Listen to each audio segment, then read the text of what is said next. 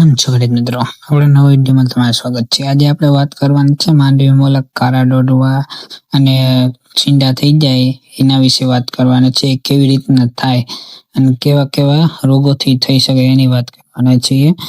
એમાં મુખ્યત્વે 4-5 કારણ થતા જોવા મળે છે. તેમાં પહેલું કારણ છે પાણીનું ભરાવું.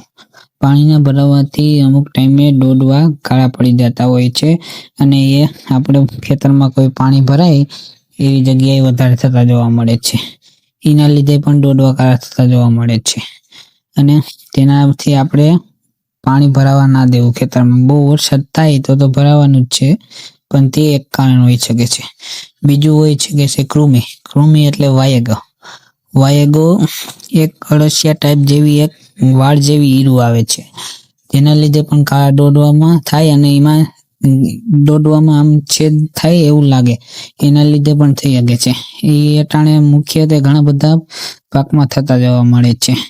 એ રોગ આપણે પાકની વારંવાર ફેરબદલી કરતા હોય તો ઓછો થતો જોવા મળે છે.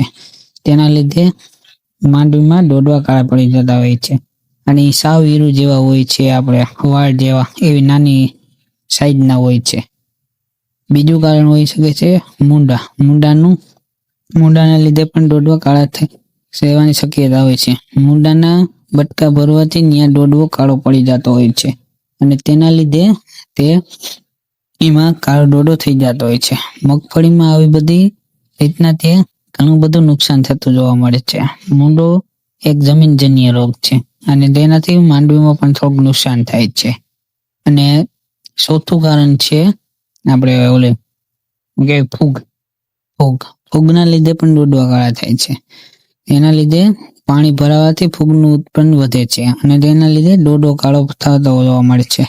ફૂગનાથી તો ઓછું થતું જોવા મળે છે, કેમ કે તેમાં ડોડવા કાળા નહીં, એમ સફેદ ટાઈપને એવું થાય, પણ અમુક અંશે કાળા થતા જોવા મળે છે. આવા 4 કારણ થતા જોવા મળે છે. બાકી એકાદી બે બીજા કારણ હોઈ શકે પણ એ એટલા બધા હોય નહીં. એટલે આ મુખ્યત્વે કારણ જ છે અને તમારે આનું ખાસ ધ્યાન રાખવું પડે છે અને ટાઈમે ઈલાજ કરી લેવાની જરૂર પડે છે. નકરા મગફળીમાં વધતું જાય છે અને મગફળી હુકાવા માંડે છે. બીજું કઈ કારણ હોતું નહીં. જો વિડીયો સારો લાગ્યો હોય તો લાઈક, શેર અને સબસ્ક્રાઇબ પ્લીઝ કરતા રહેજો. Thank you.